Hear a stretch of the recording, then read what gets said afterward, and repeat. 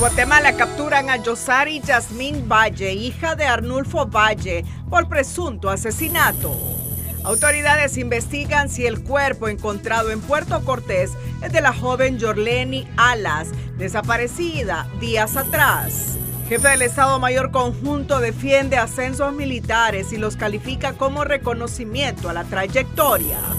Congreso retrocede y anuncia que reformas penales serán discutidas en sesiones públicas. Fuerte condena por agresión de guardia presidencial contra los periodistas de Hoy Mismo, Eddie Quintero y Flavio Pavón. Presidente pide disculpas. Pequeños camaroneros acusan a exportadoras de saturar el mercado nacional con producto exonerado. Presidente Adfura y subsecretario adjunto de Asuntos Económicos del Departamento de Estado, Caleb Orr, abordan temas de inversión y migración. Esta noche conoceremos la historia de Cicerón, el artista que plasma su herencia lenca en cada obra. Estados Unidos asegura que China respalda evitar que Irán desarrolle armas nucleares.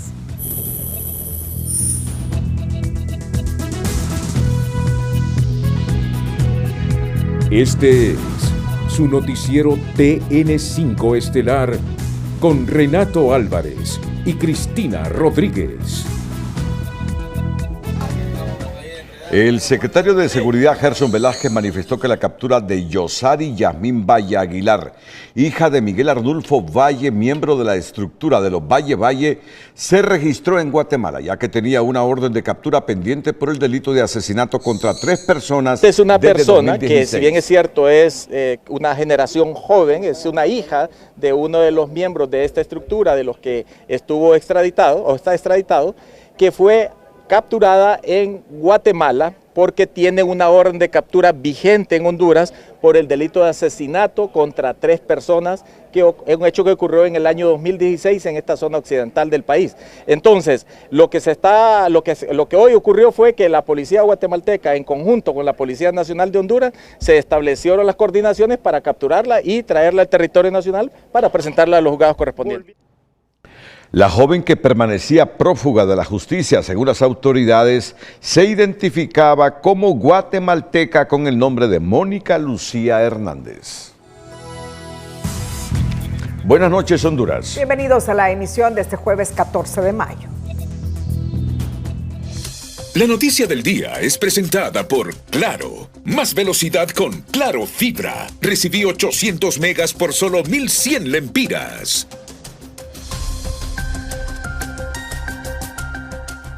Una nueva captura vinculada al entorno del cártel Valle vuelve a colocar bajo atención a uno de los clanes criminales más temidos en la historia reciente del país. Esta vez las autoridades ubicaron en Guatemala a una mujer que, según la policía, habría permanecido más de una década oculta y utilizando otra identidad para evadir la justicia hondureña.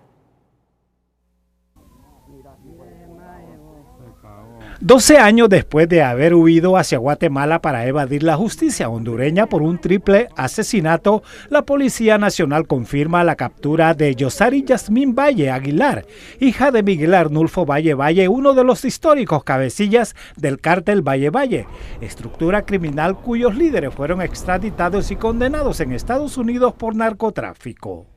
En marco de actuaciones de cooperación internacional contra miembros de estructuras criminales que se han venido desarrollando, y en especial con una persona que había sido identificada como Mónica Lucía Hernández Castillo.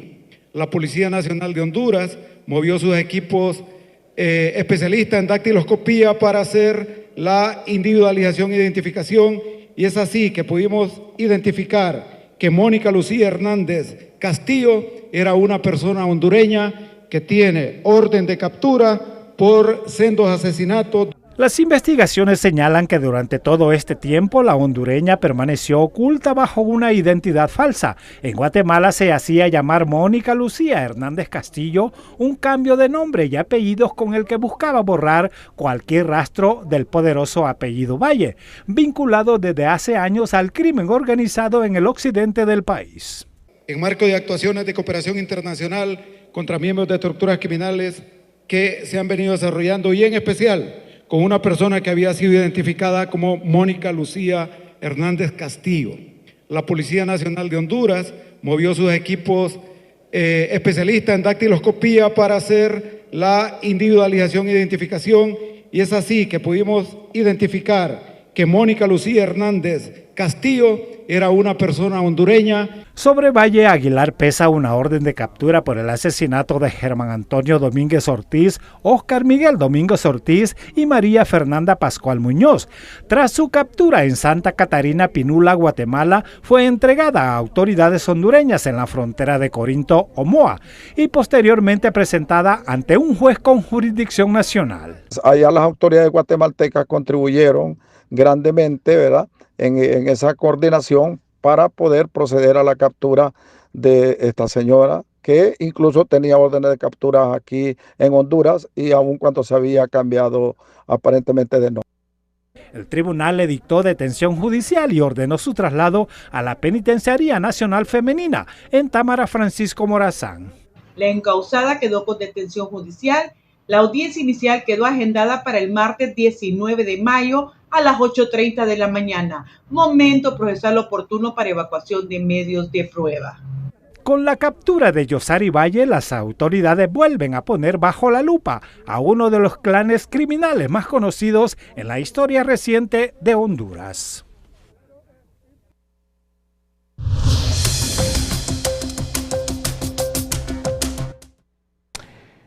El Pleno de Magistrados de la Corte Suprema de Justicia ratificó las resoluciones que conceden la extradición de 4 personas solicitadas por autoridades internacionales, luego de declarar sin lugar los recursos de apelación presentados por las defensas legales de los requeridos.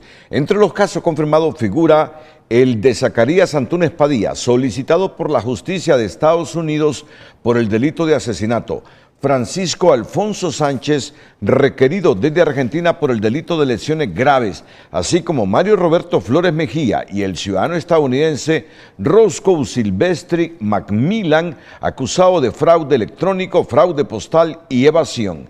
3 de estas extradiciones se aprobaron por unanimidad en el Poder Judicial.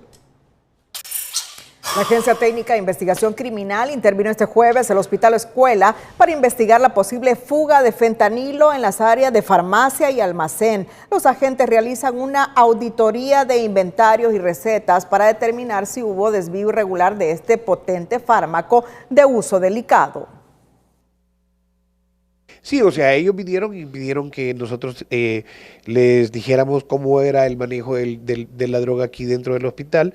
Me refiero al no droga, sino fármaco, al fármaco como tal, y hemos estado en ese sentido, pues dándole seguimiento estricto, porque obviamente cuando ya tenemos la presencia de una agencia técnica de investigación criminal, tenemos que tomar nosotros las medidas respectivas al respecto a la droga y mantener un control estricto.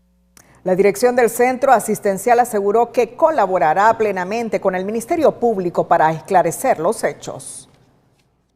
El caso del ambientalista o del asesinato del ambientalista Juan López entra en una nueva etapa.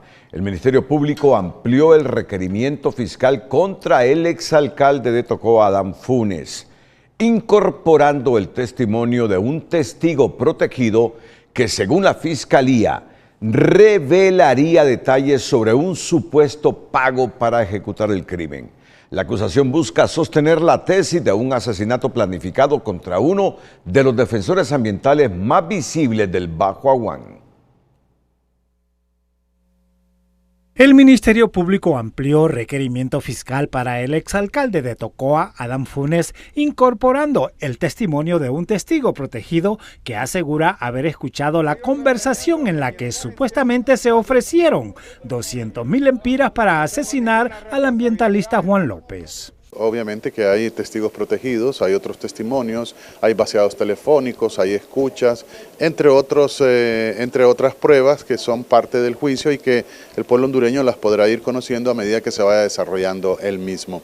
Por el momento solo podemos decir que la carga probatoria es suficiente para demostrar la culpabilidad de estas 3 personas. Según el requerimiento fiscal, el testigo relata que el dinero sería distribuido entre varias personas encargadas de ejecutar el crimen, mientras el Ministerio Público sostiene que esta declaración fortalece la tesis de un crimen por encargo, es decir, un supuesto acto de sicariato. El Ministerio Público tiene una suficiente carga probatoria contra estas 3 personas que fueron acusadas en el requerimiento fiscal por el asesinato del líder ambientalista. En el proceso penal hondureño, la figura del testigo protegido constituye un medio probatorio válido que debe ser valorado por el juez junto al resto de las pruebas presentadas por la Fiscalía, pero será en audiencia inicial que se deberá fundamentar jurídicamente la utilidad y credibilidad de este testimonio para sostener la acusación contra Funes y los otros 2 imputados. Pero como esas personas generalmente guardan silencio, entonces el Ministerio Público, parte acusadora, debe recurrir a otro tipo de pruebas, que una llamada telefónica que quede registrada, un mensajito donde se hizo ese convenio, una persona que haya escuchado y que el Ministerio Público lo presenta, ya sea como testigo físico o como testigo protegido.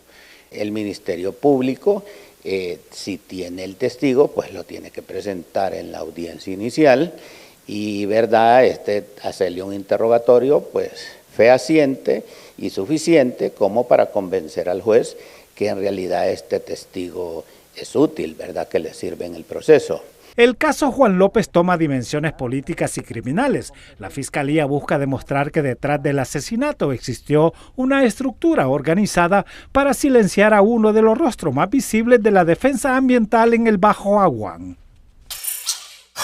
El Consejo de la Carrera Judicial comenzó a revertir una serie de traslados considerados ilegales dentro del Poder Judicial durante la administración de la expresidenta Rebeca Raquel, señalada por mover jueces y magistrados sin respetar procedimientos establecidos en la ley de la carrera judicial. La resolución ordena el retorno del abogado Daneri Medal Raudales a su cargo original, tras concluir que su traslado a La Ceiba, Atlántida, fue realizado violentando garantías básicas como el principio de inamovilidad. El fallo expone una estructura administrativa marcada por decisiones inconsultas, reubicaciones arbitrarias y nombramientos estratégicos dentro del sistema judicial. La decisión abre la puerta para que otros jueces y magistrados afectados presenten recursos similares, mientras sectores judiciales sostienen que comienza a desmontarse una etapa caracterizada por abusos de poder, persecución interna y manejo discrecional de personal dentro de la Corte Suprema de Justicia. Un juez con jurisdicción nacional en materia de criminalidad organizada dictó auto de formal procesamiento con prisión preventiva contra 3 miembros de la Policía Militar del Orden Público acusados por los delitos de robo con violencia, porte ilegal de arma de fuego de uso prohibido y asociación para delinquir. Auto de formal procesamiento y la medida cautelar de prisión preventiva para 3 miembros de la Policía Militar del Orden Público que responden a los nombres de Josué Alexis Palencia, Rosne Alexandro Hernández y Oscar David Maldonado. Según las investigaciones, los imputados habrían participado en el robo de aproximadamente 9 millones de lempiras a un testigo protegido, utilizando indumentaria militar y amenazas para obligar a la víctima a abrir una caja fuerte dentro de su vivienda. La audiencia preliminar quedó programada para el 11 de junio a las 9 de la mañana. Tras el hallazgo de un cadáver en Puerto Cortés, surgen indicios de que podría tratarse de la joven desaparecida Yorleni Alas. Sin embargo, las autoridades aún realizan pruebas científicas y forenses debido al estado en que fue encontrado el cuerpo. Representantes de distintos sectores condenan este tipo de casos y advierten que la mayoría queda en la impunidad. A 10 días de la desaparición de Yorleni Alas, el hallazgo de un cadáver en un área de la colonia Nuevos Horizontes en Puerto Cortés genera aún más incertidumbre entre quienes han promovido su búsqueda. Esto ante los fuertes indicios que podría tratarse de la joven de 18 años. Hay bastantes características, tanto físicas como indumentaria personal, que coinciden con los descritos por familiares el día en que se hace el reporte de la desaparición. Pero dado el estado de descomposición del cuerpo y el hecho de que aves carroñeras también hicieron de las suyas en el mismo, tenemos que obligatoriamente esperar el resultado de comparación de ADN, que podría tardar por ahí cuando menos de unos 45 días.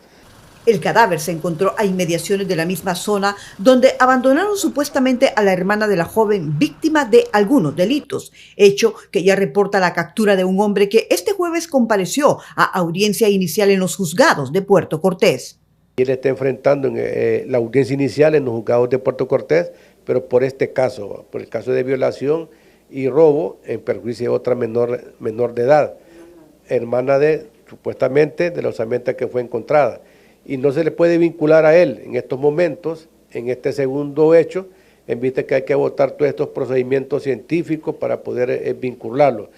La desaparición de Yorleni es condenada por organizaciones de mujeres que además de este hecho condenan las frecuentes muertes violentas de mujeres que se han registrado en el país con una cifra que ya supera las 100 víctimas.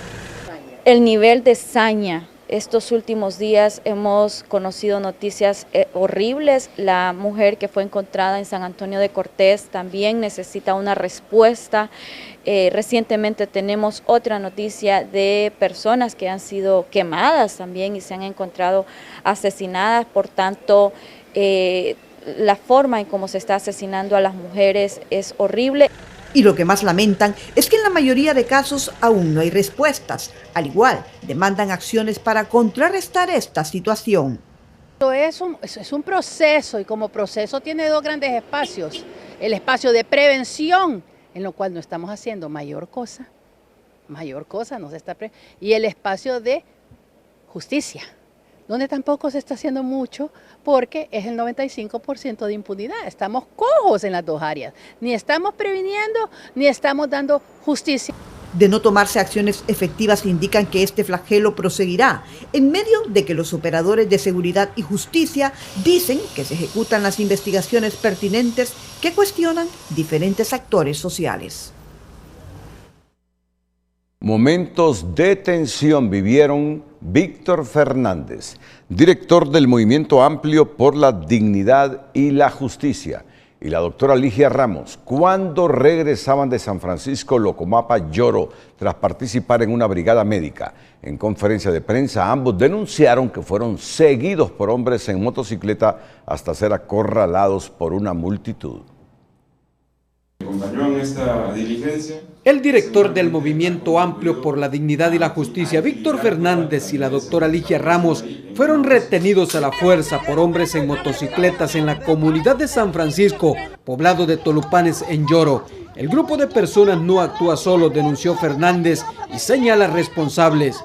Bueno, ellos dijeron que nosotros como organización y yo personalmente tenía prohibido entrar a la zona. En todos los territorios hay división. Los grupos económicos y empresariales han logrado permear todos los territorios donde van a operar o pretenden operar, crean grupos para que le favorezcan, para que le respalden. Víctor Fernández y la doctora Ramos visitaban la comunidad de San Francisco para coordinar una brigada médica y reencontrarse con antiguos amigos. Cuando al regresar un grupo de personas bloqueó su paso, poniendo en peligro sus vidas, dijo la excongresista. Nos dieron seguimiento a unas motos y después personas encapuchadas nos rodearon, ¿verdad? Yo pensé que nos iban a matar. Sin embargo, nos tuvieron cuatro horas muy tensos, no tuvimos agresión física, tengo que aceptarlo, ¿verdad? Pero sí mucha agresión verbal. Las recientes acciones son el claro ejemplo del por qué Honduras figura entre los países más peligrosos del mundo para los defensores de causas como la de Víctor Fernández, lamentó Leonardo Pineda, quien es solidario y pide protección para el director del Movimiento Amplio. Entonces vemos que la justicia como que a los ambientalistas no los cuida y sí cuida al gran capital. Este país está entre los 5 países más peligrosos de todo el mundo para ser defensor de los bienes comunes o de los recursos naturales. Víctor Fernández es conocido defensor de derechos humanos y ambientales. Ha representado casos de alto perfil, incluyendo la defensa de la familia de Berta Cáceres y la comunidad indígena Tolupán en Locomapa, donde ocurrieron los incidentes. Orly Martínez, Telenoticias. Denuncian al exgerente de Hondutel, José Antonio Morales, ante la Fiscalía Especial para la Transparencia y Combate a la Corrupción Pública por los presuntos delitos de malversación de caudales públicos, fraude, abuso de autoridad y violación a los deberes de los funcionarios. En este caso, al parecer el día de hoy ya los fiscales van a turnar esta denuncia a la fiscalía correspondiente, pero había estado en lo que es el módulo de recepción de denuncias junto con las otras denuncias que vinieron a interponer muchos ciudadanos días atrás. La denuncia señala supuestas irregularidades en el manejo de adelantos salariales y pagos del 14º mes dentro del estatal. De acuerdo con el expediente presentado al Ministerio Público, las acciones habrían provocado perjuicios al patrimonio de Hondutel y afectaciones a empleados de la institución. El Congreso Nacional ha confirmado que el debate sobre las reformas al Código Penal y Procesal Penal se realizarán de forma pública, descartando sesiones a puertas cerradas. Organizaciones como el CESPAD y el CNA piden transparencia y diálogo antes de aprobar cambios que endurecen penas relacionadas con el crimen organizado. El debate final de las reformas al Código Penal y Procesal Penal será público y abierto a la ciudadanía, descartando que se realice a puertas cerradas como había trascendido previamente bajo el argumento de razones de seguridad y la falta de protección para algunos diputados. Lo que esperamos es que Honduras pueda restablecer esa paz y tranquilidad que anhelamos y queremos todos los hondureños, y desde el Congreso Nacional te puedo decir, lo ha anunciado el presidente Tomás Zambrano, tiene el compromiso de hacer toda la reforma, de construir todos los decretos, de dar todo el fortalecimiento institucional a los entes de seguridad del país para que sean más eficientes y le den resultados positivos al pueblo hondureño. Decisión que es valorada por el Centro de Estudios para la Democracia, cuyos representantes advirtieron sobre el riesgo de discutir las reformas a puertas cerradas ante el endurecimiento de penas en el delito de usurpación, la criminalización de la protesta y la defensa territorial, e instan al legislativo a priorizar el diálogo antes de su aprobación. Incluso invite a sectores que van a ser afectados por estas reformas a discutir estas reformas, ¿no? Porque solo se tienden a agravar las penas, pero no se terminan de resolver los problemas de fondo. Por su parte, el Consejo Nacional Anticorrupción sostiene que las reformas que impactan directamente en el sistema de justicia no pueden aprobarse a espaldas de la población, por lo que consideran necesario abrir el debate y escuchar a distintos sectores antes de tomar decisiones que podrían tener repercusiones profundas en materia penal. La postura del Consejo Nacional Anticorrupción es que las reformas no pueden realizarse de espaldas al pueblo. En ese sentido, vemos como positivo la decisión que ha trascendido del Congreso Nacional de realizar una discusión amplia. Definitivamente debe garantizarse también que sea plural sobre una reforma que impacta en el sistema de justicia. Las reformas están orientadas a endurecer penas para los delitos de terrorismo, secuestro, sicariato y extorsión, con el fin de fortalecer la persecución penal contra el crimen organizado y todas sus manifestaciones. Y vamos a continuar escuchando y haciendo los aportes dentro del Pleno del Congreso Nacional, los 128 diputados. Todos estamos altamente comprometidos con la seguridad nacional. Por último, el Congreso sostiene que más allá de los riesgos que implica este tipo de reformas, las decisiones deben enfrentarse con responsabilidad, firmeza y total transparencia. En una ceremonia de ascensos militares, el presidente Nasri Adfura destacó el compromiso de los oficiales con la nación, la democracia y el servicio al pueblo hondureño. En el acto, las Fuerzas Armadas ascendieron al jefe del Estado Mayor Conjunto, Héctor Benjamín Valerio Ardón, al grado de general de división, junto a otros 7 oficiales promovidos a general de brigada. En total se aprobaron 148 ascensos en medio de cuestionamientos políticos por oficiales señalados o bajo investigación. Fuerzas Armadas de Honduras, ¿cómo está la moral? En medio de cuestionamientos y polémica por el ascenso de algunos oficiales bajo investigación, las Fuerzas Armadas realizaron este jueves su ceremonia de promociones militares, en la que el presidente Nasri Adfura llamó a los nuevos mandos a ejercer su autoridad con lealtad, honor y compromiso con la democracia hondureña. Durante el acto, el mandatario recordó a los oficiales ascendidos que el nuevo grado no solo representa jerarquía, sino también una responsabilidad moral con el país y con el pueblo hondureño. Queridos oficiales, el grado que hoy reciben no es únicamente un símbolo de autoridad, es sobre todo un compromiso moral con Honduras, con la democracia, con la institucionalidad que siempre debemos de mantener y con el pueblo hondureño. En la ceremonia, las Fuerzas Armadas ascendieron al jefe del Estado Mayor Conjunto, general Héctor Benjamín Valerio Ardón, al grado de general de división. Además, 7 oficiales fueron promovidos a general de brigada o su equivalente como parte de un total de 148 ascensos otorgados en reconocimiento a la trayectoria y servicio de los miembros de la institución castrense. Que cada insignia le recuerde que el compromiso adquirido con Honduras, con la Constitución de la República y con las futuras generaciones de militares que verán en ustedes un ejemplo a seguir. Nunca olviden que el verdadero valor de un grado no está en la insignia que se porta, sino en la capacidad de servir con honor, conducir con justicia y cumplir la misión con lealtad absoluta a la patria. Ante los cuestionamientos, el presidente del Congreso Nacional, Tomás Zambrano, defendió que respaldar los ascensos no implica detener ni archivar las investigaciones y aseguró que todo oficial señalado debe responder ante la ley si existen responsabilidades. Si hay un militar, ya puede ser general o puede ser de otro rango, que tiene una investigación pendiente, este ascenso no detiene la investigación. Este ascenso no detiene de que podría tener un grado de responsabilidad si cometió algún acto al margen de la ley. Pese a las críticas, distintos análisis y encuestas mantienen a las Fuerzas Armadas entre las instituciones con mayor nivel de confianza ciudadana en Honduras, aunque los debates sobre transparencia, rendición de cuentas y depuración interna continúan marcando la discusión pública. Bueno, miren, ocurrió hoy. El presidente Narria Fura pidió disculpas públicas a los periodistas Eddie Quintero y Flavio Pavón del noticiero Hoy Mismo de Televicentro, quienes fueron agredidos este jueves por miembros de la Guardia de Honor Presidencial mientras daban cobertura a una ceremonia militar. Son personas que están entrenadas.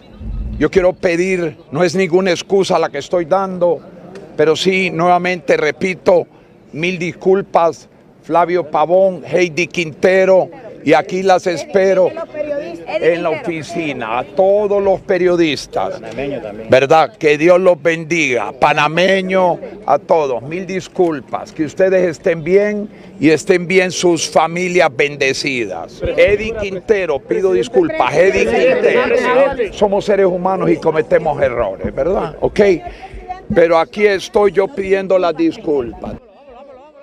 Al finalizar el evento, un grupo de periodistas quedó encerrado entre barandales por instrucciones del equipo de seguridad presidencial, mientras el mandatario abandonaba el lugar. Fue en ese momento cuando el periodista Eddie Quintero intentó acercarse para entrevistar al gobernante y terminó siendo agredido físicamente por elementos de seguridad. Con el apoyo de su compañero Flavio Pavón, el comunicador evitó ser sometido. Tras el incidente, el Colegio de Periodistas de Honduras condenó lo ocurrido y exigió a las autoridades militares investigar los hechos y tomar medidas para evitar nuevas agresiones contra periodistas en el ejercicio de su labor. El gremio también instó e insistió en la necesidad de fortalecer la capacitación del personal de seguridad en el manejo de este tipo de situaciones. En términos similares se pronunció el FOSDE al advertir que cualquier acción que limite, intimide o agreda a periodistas representa una afectación al derecho ciudadano de estar informado y un hecho que no debe normalizarse ni minimizarse. Lo ocurrido deja una reflexión importante. La seguridad presidencial tiene la responsabilidad de proteger al jefe de Estado en actividades públicas y de alto riesgo. Pero esa función debe ejercerse con criterio, coordinación y respeto hacia el trabajo de los periodistas y los medios de comunicación. Quienes cubren este tipo de eventos sabemos que existen protocolos, restricciones y medidas de seguridad que deben respetarse. Sin embargo, también es necesario entender que la prensa cumple una función de interés público y no puede ser tratada como un elemento incómodo o secundario dentro de actividades oficiales realizadas a pleno espacio público. En muchas ocasiones, los periodistas somos ubicados en áreas inadecuadas, reducidas o sin condiciones mínimas para realizar el trabajo, generando tensión, desorden y situaciones que pueden evitarse con una mejor organización. Cuando existen reglas claras, accesos definidos y coordinación previa, los medios respondemos con profesionalismo y también con respeto a los protocolos establecidos, porque sabemos los riesgos de un presidente o una presidenta del país. El respeto a la prensa no es un favor ni una concesión. Es parte del respeto al derecho de la sociedad a estar informada. Yo vi los ángulos en las tomas para el presidente hoy. Ángulos definitivamente que no son los deseados.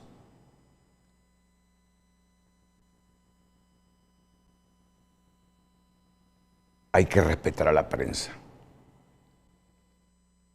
Estoy seguro que ninguna de las transmisiones en directo que se produjeron hoy con esto de los ascensos militares fue pagada por el gobierno, por lo menos en mi empresa. Estábamos ahí porque nos parecía de interés público para la sociedad hondureña cubrir los ascensos militares. Pero viendo los ángulos, muchas veces da la impresión que por falta de estrategia, quizá no de manera premeditada, y respetan a la prensa. No le dan el respeto que merece. Entonces, es una sugerencia respetuosa. Sabemos que Honduras y los órganos de seguridad y las instituciones del Estado deben cuidar del presidente del país, hombre y mujer. Pero si se organizan bien, no nos manden a sitios irrelevantes donde ni siquiera una toma se puede hacer con profesionalismo. Sale la cara del presidente por un lado. Respétennos. Respétennos. Y lo decía hoy en Frente a Frente. Este gobierno de Tito Afura no puede ensañarse con la prensa, de izquierda o derecha, de centro, fascistas, lo que sea. Siempre hay prensa de todo tipo. Por sus comentarios, por sus noticias. Al final, quien juzga la prensa y las posturas de la prensa y si se informa con rigor o no, es el pueblo. Y el pueblo es el que hace que unos medios se miren más que otros dependiendo de cómo la gente considere la manera de hacer periodismo. Pero el gobierno tiene el deber de respetarnos, respetar a los medios, les guste o no, respetar a los periodistas, les guste o no. Y lo que menos puede hacer un gobierno de centro derecha como el de Tito Afura es irrespetar a la prensa. Yo solo espero que hoy, por ese rigor de los miembros de la Guardia Presidencial de proteger la seguridad del presidente, se hayan ensañado. Pero esa no es la mejor forma. La lección es, organicen bien su equipo de comunicaciones, su estrategia de comunicaciones. Porque estoy casi convencido que ningún medio fue pagado hoy para ir a cubrir eso. Fue de interés público de los medios ir a cubrir los ascensos de los militares. Por lo tanto, no nos merecemos ser tratados de esa manera. Y lo digo muy personalmente. Aceptamos las disculpas del presidente, entendiendo que esto no volverá a ocurrir. Le guste o no al gobierno las posturas de los medios de comunicación. Gobierno que no le gustan las posturas de comunicación, es un gobierno que censura a la prensa y que actúa en función de lo que le conviene o no. La libertad de expresión está garantizada en la Constitución de la República.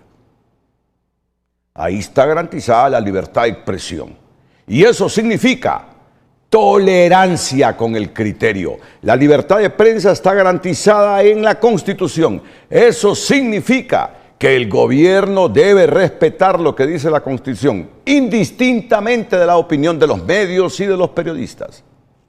Pero insisto, aceptamos las disculpas del presidente y esperamos que entienda que hoy era un evento de interés público y que por eso andábamos ahí, por el interés público. Y cuando se anda en busca del interés público, no debe ser tratada la prensa de la manera como fueron tratados dos compañeros hoy. Heidi, dijo el presidente, sí, Eddie Quintero. Es que es bien complicado el nombre de Eddie porque Eddie Quintero, sí. Cuando aparece ahí en la partida aparece con H, entonces cualquiera puede ir Heidi. No, es un varón legal y buen periodista. Y Flavio Pavón igual. Lo tomamos como una anécdota más. Una anécdota más. Y no nos vamos a hacer prejuicios. No nos vamos a hacer prejuicios. Simplemente insistimos, respetemos la libertad de prensa y la libertad de expresión. Eso es demostrar ser demócrata. Cuando un presidente o cualquier gobierno, cualquier funcionario respeta eso, libertad de expresión y libertad de prensa. En medio de los desafíos económicos, nace en Comayagua Charlie Churros y Café, un emprendimiento que convierte la necesidad en oportunidad y el esfuerzo en esperanza. En Comayagua, Charlie Churros y Café, un lugar para compartir con los suyos en variedad y sabor.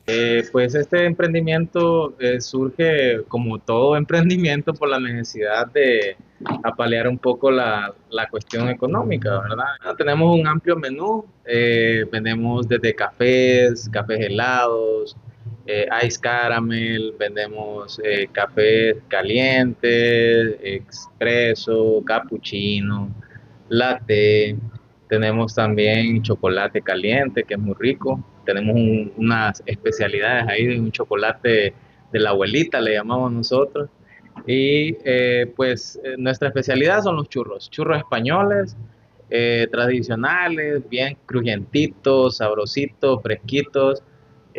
Trabajamos pues de 8 de la mañana hasta las 8 o 9 de la noche, de lunes a viernes, y los fines de semana sí estamos hasta las 10. Y pues tenemos otros productos, por ejemplo, a los que les gustan las cosas saladas, tenemos paninis, también crepas, y pues así poco a poco vamos añadiendo otros platillos a nuestro menú. Charlie Churros y Café le espera en la placita, al final del Boulevard Cuarto Centenario, en esta ciudad de Comayagua.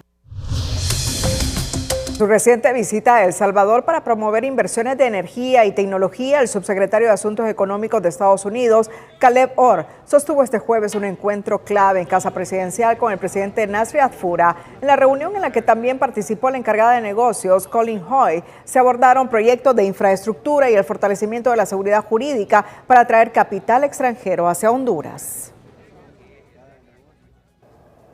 Se comprometieron del mejor sentido de la palabra, comprometieron, es que confían en Honduras, confían en el rumbo de Honduras,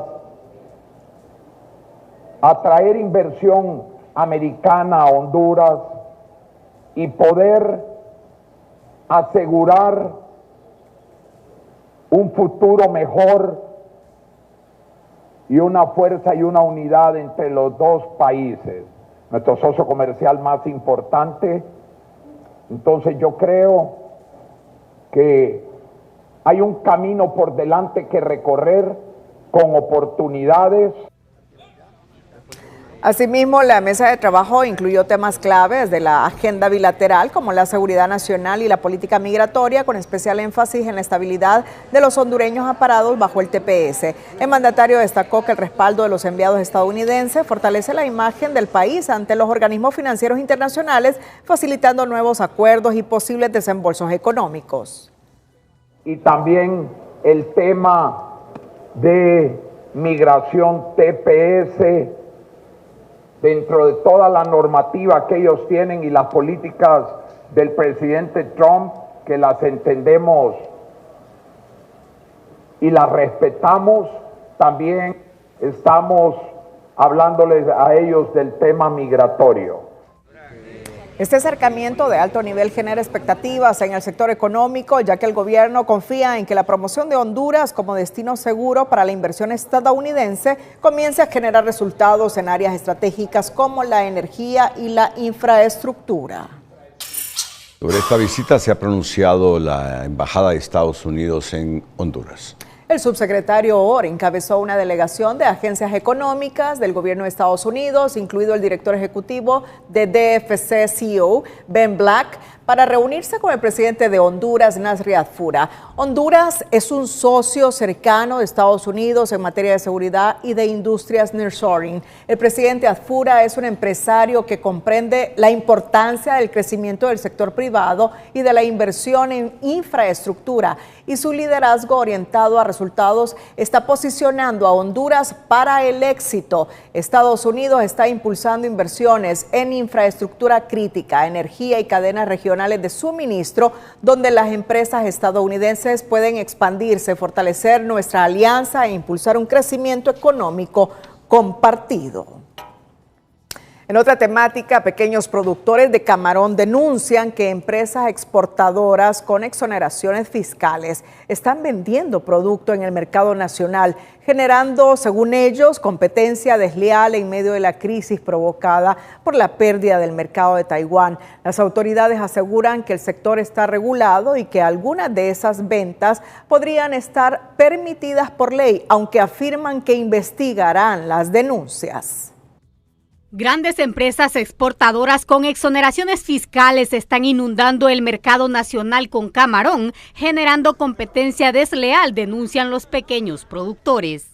Ellos tienen un régimen de importación temporal, lo cual les da beneficios fiscales, y eso los pone en una situación, en un nivel mejor que el de nosotros, y ellos al vender al mercado local nos hacen una competencia desleal y por ende no nos dejan ninguna opción de poder comercializar en el único mercado que a nosotros nos corresponde o que nos han dejado. La ley prohíbe a las empresas acogidas al régimen de importación temporal RIT vender su producto dentro del país, por lo que el gobierno debe revisar si las exoneraciones cumplen o no su objetivo, según este analista. Es una situación que ya se venía advirtiendo desde años anteriores, ¿no? Y aquí es donde sí entra y cobra relevancia la discusión de revisar las exoneraciones fiscales, hacer los ajustes que se requieran conforme a los nuevos problemas que están surgiendo en el mercado, como el que ya hemos mencionado. Por su lado, autoridades del gobierno aseguran que están haciendo las inspecciones correspondientes y que de haber indicios de irregularidades, piden a los productores presentar sus denuncias. Estamos encima de estas empresas a través de la Dirección de Sectores Productivos. Queremos invitar a cualquier productor nacional del tamaño que sea y que no pertenezca a un régimen especial, que las puertas de la Secretaría están abiertas para que si ellos tienen sospechas, tienen alguna duda de cómo opera este régimen y que hay una competencia desleal, nosotros también guardamos el equilibrio económico entre las fuerzas del mercado, ¿verdad? En aduanas indican que las empresas pueden vender un porcentaje de su producción siempre y cuando lo declaren y paguen impuestos, pero reconocen que se debe investigar. Sí hay consideraciones que hacer, sí hay análisis, investigaciones y verificaciones que se deben hacer a fin de determinar qué porcentajes de su producción van a ser autorizadas y que estos no afecten el mercado nacional. Pero este experto va más allá, al afirmar que el gobierno está protegiendo a los grandes empresarios y una muestra es que no ha cumplido con retomar la relación con Taiwán. Ellos están cómodos, pero el pequeño productor no tiene producción y ese es el que se beneficia de la relación con Taiwán. Por eso entonces también uno entiende por qué el gobierno no quiere regresar a una relación con Taiwán, porque la está manteniendo con China para proteger a los grandes productores, no para los pequeños productores. Según los pequeños productores, el cierre del mercado taiwanés y la competencia desleal han provocado el cierre de más de 200 fincas y la pérdida de miles de empleos. La focalización del subsidio a energía eléctrica se hizo de forma técnica, garantizando que quienes lo reciban sean solo las familias en extrema pobreza, según miembros del Sindicato de Trabajadores de la ANE. Consideramos que sí hay garantías por lo mismo, porque tenemos un sistema comercial ahora focalizado. Recuerde que se hizo un levantamiento de todos los circuitos que tenemos en todo el país, de todos los postes, transformadores y todo, y por lo tanto se puede focalizar. No exactamente que porque una casa esté en una residencial de clase media, por decirlo así, sino en el sentido del ciclo comercial que se viene revisando desde ahí. Según Suazo, se analizó a detalle el caso de los hogares que están promediados porque no tienen medidor, pero explicó que se deben corregir errores y restablecer el beneficio si se le quitó a personas que no pueden pagar este servicio. La ANE estaría a las puertas de una profunda reestructuración para enfrentar la crisis financiera y operativa que muchos consideran insostenible. Detrás del silencio oficial, un equipo técnico trabaja en una reforma que podría transformar el sistema eléctrico nacional. La propuesta retoma la Ley de la Industria Eléctrica de 2013 y plantea dividir la ANE en generación, transmisión y distribución. La espera se terminó. La Empresa Nacional de Energía Eléctrica está a las puertas de entrar a la sala de cuidados intensivos para salvarla de la muerte. Un ambicioso y atrevido tratamiento en el que trabaja silenciosamente un equipo técnico del actual gobierno. Pero para ahí va la separación en tres empresas en transmisión, distribución y generación. O sea, ya el camino es, de nuevo, orden, transparencia, reglas claras del sistema, lo que se pueda caminar es lo que va a funcionar, pero tenemos que tomar decisiones difíciles para momentos tan complejos como el que está. Y es que la transformación total del parque eléctrico en el país pasa por volver a la Ley de la Industria Eléctrica del 2013 que propone abrir el mercado de los kilovatios y megavatios con la decisión que no es otra cosa que partir en tres la estatal eléctrica para que entren a la competencia con la iniciativa privada, la generación, la transmisión y la distribución de la ANE. La decisión corresponde a que generación, transmisión y distribución se separe en la operación con contadurías contables diferentes, con rendimientos contables, con eficiencia diferente, enmarcado siempre en la ENE matriz, dependiendo de la ENE matriz de 1957. En efecto, se crearán tres empresas que competirán sin ventajas en el mercado, una experiencia de éxito que ya vivieron en varios países de la región, sobre todo Guatemala, un proyecto en el que trabajan sin aterrizar desde hace casi una década. Grupos de sociedad civil, cooperantes y expertos en este campo que sugieren como única condición que esta metamorfosis energética no la contaminen con los intereses políticos partidarios. Nosotros estamos desde hace 7 años con un equipo de expertos trabajando y promoviendo una transformación integral de la empresa, pero con criterios técnicos, no políticos, y que lo hemos venido diciendo al Congreso Nacional.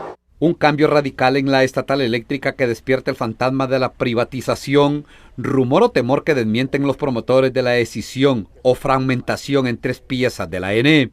Hay que ser muy responsables con lo que hacemos y tiene que tener confianza y credibilidad cualquier plan que se establezca. La consigna al retomar la Ley de la Industria Eléctrica es clara: salvar de la tumba a la estatal eléctrica para darle vida a una nueva versión donde la ANE, lejos del monopolio actual, tire las líneas visibles e invisibles de las tres empresas semiestatales que son la generación, la transmisión y la distribución. Bueno, hay silencio en los cuadros técnicos que están trabajando en esta decisión, pero ya no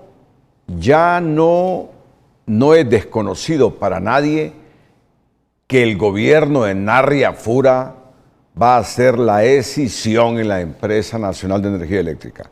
Hoy lo dijo muy claramente el nuevo gerente de la empresa de energía eléctrica en Frente a Frente. A propósito, los invito para que después de que termine TN5, Vean de nuevo la repetición de Frente a Frente. Los cuadros técnicos, por su estatus, pueden mantener en silencio. Pero ya no hay silencio que la postura oficial o la política pública del gobierno de Afura es escindir la Empresa Nacional de Energía Eléctrica en 3 partes. Ya lo escucharon ustedes. Transmisión, generación, distribución. En el último año, el crédito al sector privado se desaceleró fuertemente después de crecer 9.3%, cayó a 5% al mes de abril, según reporte del Banco Central de Honduras, reflejando una menor colocación de préstamos y una economía con menos dinamismo. La caída más fuerte se observa en el crédito real, tomando en cuenta la inflación que pasó de crecer cerca del 4.6% a un 1%, evidenciando una fuerte pérdida en la capacidad de financiamiento para consumo e inversión, a pesar de las tasas para nuevos préstamos han disminuido y la disponibilidad de dinero ha incrementado. Analistas advierten que este comportamiento limita la inversión privada, el consumo y la generación de empleo en un contexto marcado por inflación, altas tasas internacionales y menor capacidad de pago de hogares y empresas. Reactivan programas de empleo en España y Estados Unidos en agricultura y restaurantes. La Secretaría de Trabajo anunció la reactivación de los programas de empleo temporal en el extranjero, principalmente en España y Estados Unidos, en áreas de agricultura y restaurantes, como parte de un programa piloto que permitirá que varios grupos de hondureños salgan del país de forma legal. Este piloto lleva aproximadamente 50 hondureños, el de agricultura Zaragoza, y esperamos que sea un éxito para que el próximo año sean 300. Ese es nuestro objetivo. Igual el contingente de hondureños que va en el tema hotelero es pequeño, pero es la apertura a algo grande. Eso es lo que esperamos. Y yo espero que la respuesta y que estos hondureños que van para allá hagan el mejor esfuerzo y que dejen el país en alto. El funcionario explicó que las personas interesadas deben aplicar durante las convocatorias oficiales de la Secretaría de Trabajo para inscribirse en el sistema de empleo oficial. Antes les informamos que el personaje 5 estrellas de TN5, hoy lo van a conocer en unos segunditos. Y es la historia de Elmer Cicerón. Elmer Cicerón, tú hiciste el trabajo. Elmer Cicerón Bautista, me lo confirma aquí mi compañera presentadora, Cristina Rodríguez. Conocido artísticamente como Cicerón, detrás de cada una de sus pinturas hay una historia de raíces, sueños y perseverancia. El artista hondureño asegura que sus obras nacen de su herencia lenca y de los recuerdos de Marcala La Paz, tierra que inspira cada pincelada. Este es el personaje 5 estrellas de TN5 esta noche. Personaje 5 estrellas es presentado por Crow, servicios profesionales de consultoría y auditoría.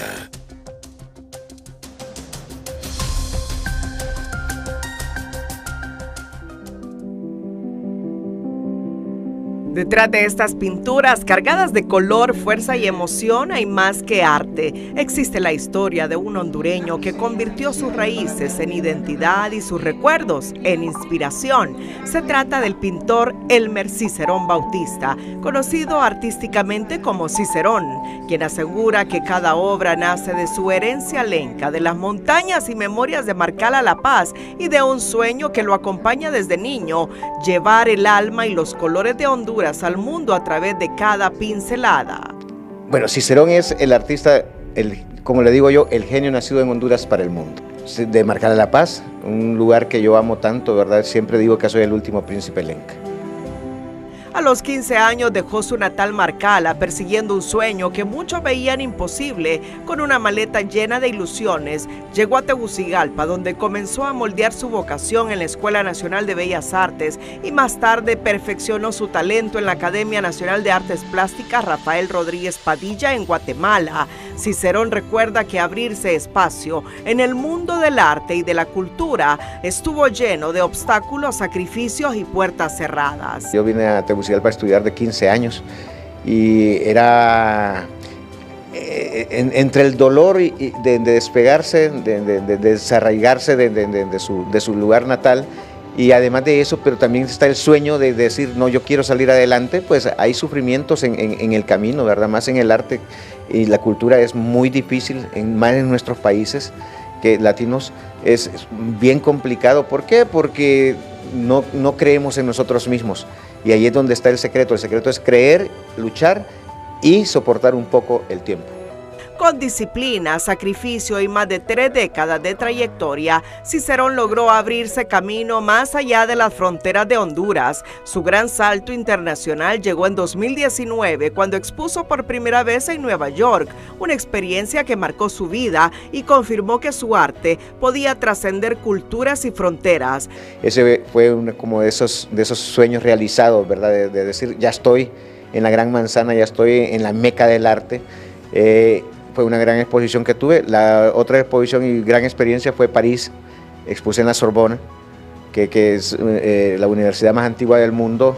Las obras más reconocidas de Cicerón son precisamente aquellas llenas de color, simbolismo y fuerza cultural. Cuadros donde mezcla la magia de Honduras, la esencia de sus raíces lencas y su propia sensibilidad artística. Pues si usted mira la mayor parte de la obra clásica, que es la obra con mucho color, que es la obra que más se vende en Honduras, es como son mis raíces, son ese juego entre la magia de mis raíces, la magia de Cicerón y la magia de Honduras. Hoy Cicerón continúa pintando sus raíces, sus sueños y su historia en cada lienzo, porque detrás de cada obra no solamente hay color, hay identidad, pasión y el orgullo de un artista hondureño que decidió convertir el arte en una forma de llevar el nombre de Honduras al mundo entero. Por ello es nuestro personaje 5 estrellas.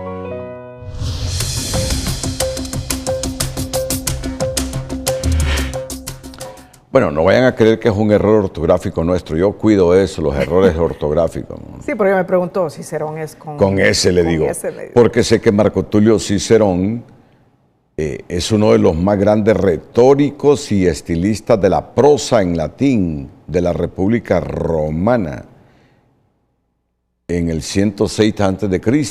Pero el Cicerón nuestro es CS. Sí. Sí, y lo certificaste, ¿verdad? Claro que sí. No es error ortográfico nuestro. Más la firma es reconocida. La gente está atenta a mirar los errores ortográficos que cometemos los periodistas. No, el Cicerón nuestro es CS.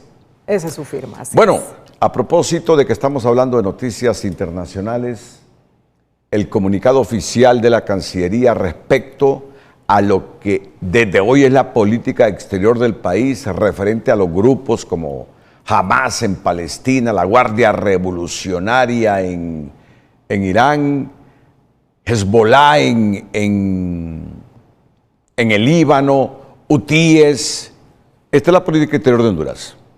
Y lo resumimos en este comunicado de la Cancillería hondureña. Por instrucciones del presidente de la República de Honduras, Nasri Juanat Furazabla, la Secretaría de Relaciones Exteriores y Cooperación Internacional informa que en el marco de la política exterior del Estado de Honduras y en consonancia con su rechazo al terrorismo y a su financiamiento, el gobierno de Honduras reconoce a Hamas y el cuerpo de la Guardia Revolucionaria Islámica como entidades terroristas. Esta posición reafirma la condena de Honduras al terrorismo y su financiamiento en todas sus formas y manifestaciones, así como su compromiso con la cooperación internacional para prevenir y combatir estas amenazas.